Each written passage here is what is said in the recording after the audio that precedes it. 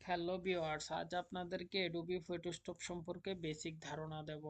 আজ আপনারা দেখতে পারবেন অ্যাডোবি ফটোশপে কিভাবে আপনারা প্রথম থেকে শিখবেন। এইখানে আমি অ্যাডোবি ফটোশপ ওপেন করে রেখেছি।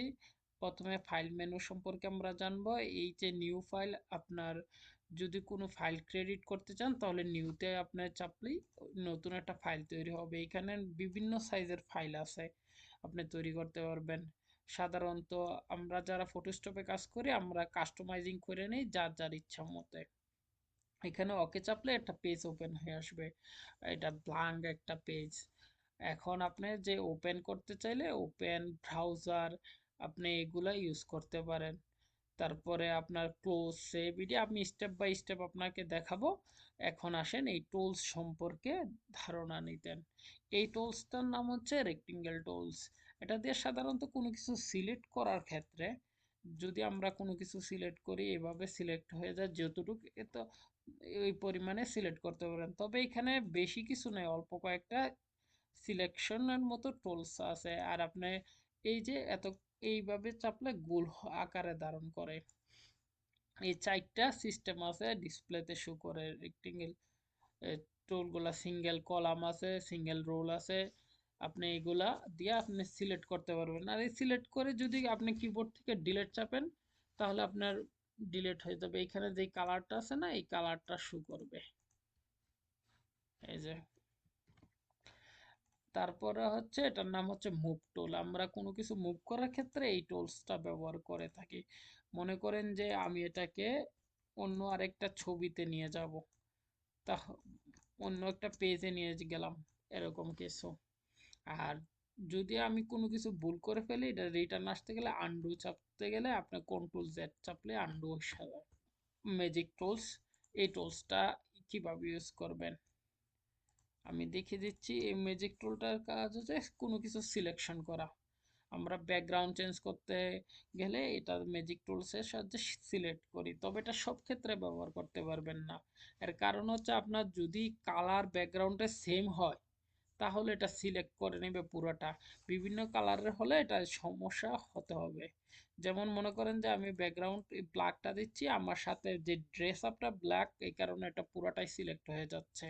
এই কারণে এখানে ম্যাজিক টুলটা ইউজ করতে পারবো না। এই ক্ষেত্রে ব্যাকগ্রাউন্ড চেঞ্জ করতে গেলে আমাকে ইউজ করতে হবে এটার পাশে এরকম আরেকটা টুলস আছে, এটার নাম হচ্ছে পেন টুলস।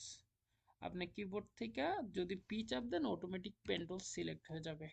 পেন টুলের কাজ হচ্ছে কোনো কিছু নির্দিষ্ট পরিমাণে আপনি যেভাবে ড্রাগ করে নেবেন, ক্লিক করবেন, একের পর এক এগুলা সিলেক্ট হবে। সিলেক্ট করার পরে আপনি এগুলাকে মেক সিলেকশন, তারপরে টু ফেদার আমরা বেশিরভাগই টু ব্যবহার করি, তারপরে ডিলেট চাপলে হয়ে যাবে। এখানে কথা হচ্ছে ডিলেট হচ্ছে বাট ব্যাকগ্রাউন্ডটা কিন্তু সাদা রয়ে যাচ্ছে। এর কারণ হচ্ছে এখানে যে ব্যাকগ্রাউন্ড লেখা দেখতে পাচ্ছেন লেয়ার, এই লেয়ারে দেখেন লক করা আছে। আর এই লকটাকে আমাকে আনলক করতে হবে। আনলক করতে গেলে কিভাবে আনলক করতে হবে, ডাবল ক্লিক করে এখানে ওকে প্রেস করলে আনলক হয়ে যায়। এছাড়া আরেকটা পদ্ধতি আছে এই যে আনলক করার। মনে করেন যে কোনো কিছু সিলেক্ট করার পরে আপনি যদি এই অংশটা আপনার ছবিটা সিলেক্ট হয়েছে এটা আপনার ব্যাকগ্রাউন্ডটা রাখবেন না আর ছবিটা শুধু রাখবেন, তাহলে আপনি কন্ট্রোল জে চাপলো এটা ডাবল হয়ে যায়, কপি হয়ে যায়। যেমন দেখেন এখানে কন্ট্রোল জে চেপে আমি আলাদা করে নিয়েছি এই সাইডটা, যে এই সাইডটা আমি সিলেক্ট করে রেখেছিলাম।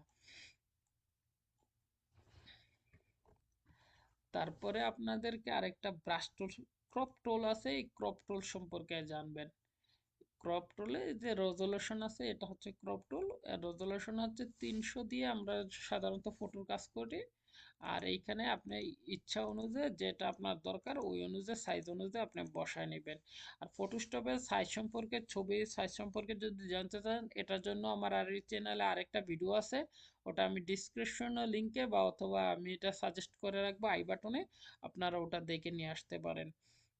এই যে এটা হচ্ছে ক্রপ টুলের কাজ। আপনি নির্দিষ্ট পরিমাণ সাইজ নিয়ে ক্রপ করতে পারবেন। যতটুকু আপনার দরকার, যতটুকু প্রয়োজন আপনি ততটুকু ক্রপ করবেন। ক্রপ করলে এন্টার চাপলে বা এই যে টিক চিহ্ন দেখতেছেন এই টিক চিহ্ন মাউসে ক্লিক করলে কাট হয়ে যাবে। আপনার যতটুকু প্রয়োজন ঠিক সেই পরিমাণে আপনি কাট করতে পারেন।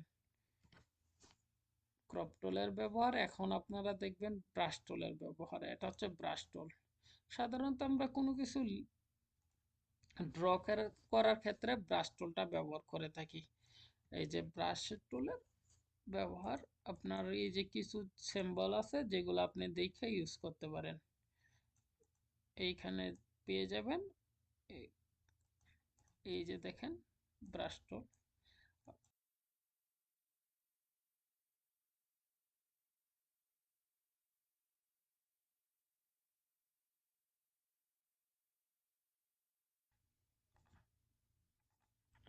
এখন দেখবেন আপনারা ব্রাশ টুলের ব্যবহার। আপনার ব্রাশ টুলের কাজ হচ্ছে এখানে যে দেখেন ব্রাশ টুলটা সিলেক্ট করে নিলাম, তারপরে এই যে সাইজ সিলেক্ট করতে হবে, আমি একটু বাড়িয়ে নিলাম ব্রাশের সাইজ, এই যে বড় হয়ে গেছে। এইখানে কিছু সিম্বল আছে যেগুলো আপনি কাজে লাগাতে পারেন, বাট এই সিঙ্গেলগুলো আমরা সাধারণত কাজে লাগাই না, আমাদের ইচ্ছা অনুযায়ী আমরা এইগুলা ড্রাগ করে থাকি। দেখেন এখানে কি সুন্দর, আপনার এটা জুম করলে বুঝতে পারবেন এটা আসলে কি। এই যে আপনার আহ, ধান গাছের চারা, যে চারার মতো দেখা যাচ্ছে, মনে হচ্ছে ক্ষেতে আমরা চাষ করার ক্ষেত্রে এটা ব্যবহার করি। বাট এছাড়াও আপনারা, ভিডিওটা লং হয়ে যাবে তাই আমি আর বেশি কিছু দেখাচ্ছি না। আমি আজ এর দ্বিতীয় পার্ট আপনারা দেখে নেবেন। দ্বিতীয় পার্টে আরো বিবরণ আছে কিভাবে ছবি আপনার এডিট করার ক্ষেত্রে সহযোগিতা হবে, আপনারা দ্বিতীয় পার্টটা দেখে নেবেন। আর টুলস সম্পর্কে সম্পূর্ণ ধারণা একের পর এক পার্টে আপনারা পেয়ে যাবেন। ধন্যবাদ সবাইকে, চ্যানেলটা সাবস্ক্রাইব করবেন, লাইক এন্ড কমেন্ট শেয়ার করবেন।